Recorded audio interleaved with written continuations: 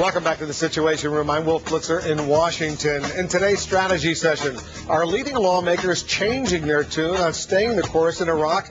And will the Iraq war cause political fallout in November?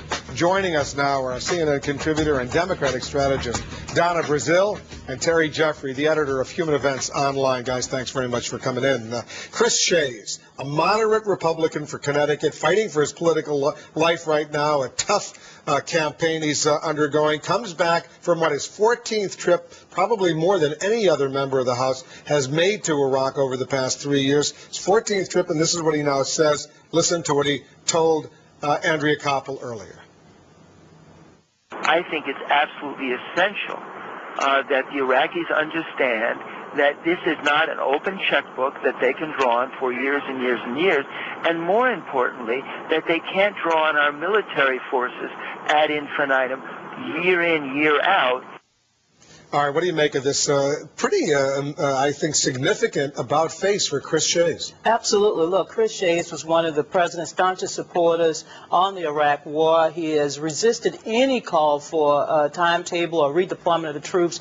He comes back now. He's had an election year conversion. He's facing a very tough race. As you know, Dianne Farrow barely lost to him 2 years ago. So I think Chris Shays is now joining Michael Fitzpatrick of Pennsylvania, who yesterday said that he's going to vote no on the president's state of course strategy. So there's a mini revolt taking place within the Republican ranks right now. Especially some of the called moderate Republicans in the Northeast who face a tough re-election campaign. What do you think, Terry? Well, Wolf, I think you got to give Chris Shays credit for due diligence on Iraq. As you say, he's been over there 14 times. You have to figure there's a real factual foundation to his position. But his problem is not that the position he took today is fundamentally unreasonable, nor is the position he took a month ago unreasonable. His problem is that his positions are 180% different over the course of a month. And in between there, what you had was Ned Lamont won a Democratic primary in his state over Joe Lieberman on the issue of the war, and Chris Shays could lose in November on the war. So, you're saying this is politics, well, pure politics? I think Chris Shays has a real burden between now and November in convincing people that his shift in position in Iraq is based on principle and his knowledge of the situation on the ground and not opportunistic politics, because from a distance, it does look like opportunistic. All right, let's talk about another politician out there who may want to be president of the United States one day. That would be John McCain. This is what he said today, and I'll put it up on the screen and read it. I have never intended my concern that the American public be fully informed about the conduct and consequences of the war to indicate any lessening of my support for our mission there. On the contrary, I view a candid, informed public discussion of the war as critical to sustaining popular support for the war and thus indispensable to ensuring the ultimate success of our mission. He said that, he released this statement, Donna, because earlier in the week while campaigning in Ohio for Senator Mike DeWine, he said this, and I'll play it for our viewers. Stuff happens, mission accomplished, last throws, few dead enders. I'm more familiar with those statements than anyone else because it grieves me so much that we have not told the American people how tough and difficult this task would be.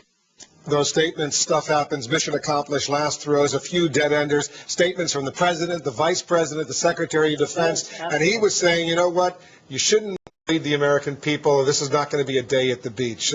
Do you see a contradiction in the clarification he released today with what he said earlier in the week? Well, it appears that the Republicans are now cutting and running from President Bush and Secretary Rumsfeld and Vice President Cheney on the war. Now, John McCain is absolutely correct. I mean, what the administration had painted a rosy picture, now they're even trying to pull back. And what McCain and others are finally realizing is what Democrats have been saying for a long time. We need an exit strategy. We need to plan for our redeployment, and perhaps now the Republicans will finally listen to Democrats and have a responsible public debate. Explain John McCain to our viewers, Jack. Well, first of all, John McCain isn't calling for an exit strategy, but I'll give him a break on this. McCain has been critical of the president's strategy in Iraq. He's actually called for sending more troops over there. But I think he's also been critical of Donald Rumsfeld's policies personally. Yes, he has. He's been it was specific criticism. See, another guy is over there and sees the situation on the ground. But the fact is, Wolf, probably what happens in Iraq is going to be determined as much by politics here as politics over there. Your guest on Sunday, Mr. Maliki, has to get the Sunnis to stop their insurgency and stop Muqtada Sadr from sectarian violence. But politicians in this country have to convince the American people that there's going to be political progress there that justifies the Americans continuing to take casualties. If the Democrats take back the White House in 2008 on an anti-war candidacy, we're out of there and we could have chaos in Iraq. So I think we do need politicians like John McCain who are going to try and explain clearly and honestly what's going on and what the stakes are. He does an excellent job explaining John McCain. Now it's your turn not to explain John McCain, because I want to move on, unless you want to make a quick point. First of all, there's already chaos in Iraq with sectarian violence all over the country, and I don't think if a Democrat take over in 2008, that will lead to any more violence than there is today. If they pulled out, we don't know that. It's time for us to let the Iraqi security forces step up, and we'll find out on Sunday if they have a plan for that. All right, late edition this Sunday, but we'll talk about that later. Right. Let's talk right now about Hillary Clinton. She meets today in her home in Chapel in upstate New York, not far from Connecticut, with Ned Lamont, the Democratic candidate. But you know what? No pictures. Is that like a tree falling and nobody is there? What's going on? Why doesn't she want to be photographed with Ned Lamont? Is this an issue? Oh, absolutely not. I think what Mrs. Clinton wanted to do was to have an intimate sit-down coffee with the Lamonts. This is her first time meeting Ned Lamont and his wife, Annie. Howard Wolfson was there. He's one of the best Democratic strategists. It's clear to me that Mrs. Clinton is going to not only back Lamont, but back him with a little energy, a little gravitas. Howard will go over to serve as one of the strategic advisors to the campaign. She's going to raise money, and I'm sure down the line we'll see Mrs. Clinton with Ned Lamont. Well, Hillary is doing in slow motion what Chris Shays may have done today in rapid fashion. Chris Shays had to do it. He's got election in November. Hillary's eyes are on the Democratic nomination for 2008. She's between a rock and a hard place. When she went into the Senate, she realized she had to have credibility on national security to be a nominee, let alone win a general election. Went on to the Armed Services Committee, aggressively defended the Iraq War. Now I believe she sees she may not be able to get the Democratic nomination as a pro-war candidate. I predict 1 year from now, Hillary will be one of the leading anti-war candidates running for the Democratic nomination. And what she did with Ned Lamont today was one incremental step on the way to positioning herself to be that anti-war candidate. But she's been a persistent critic of this war, and she's never held her tongue.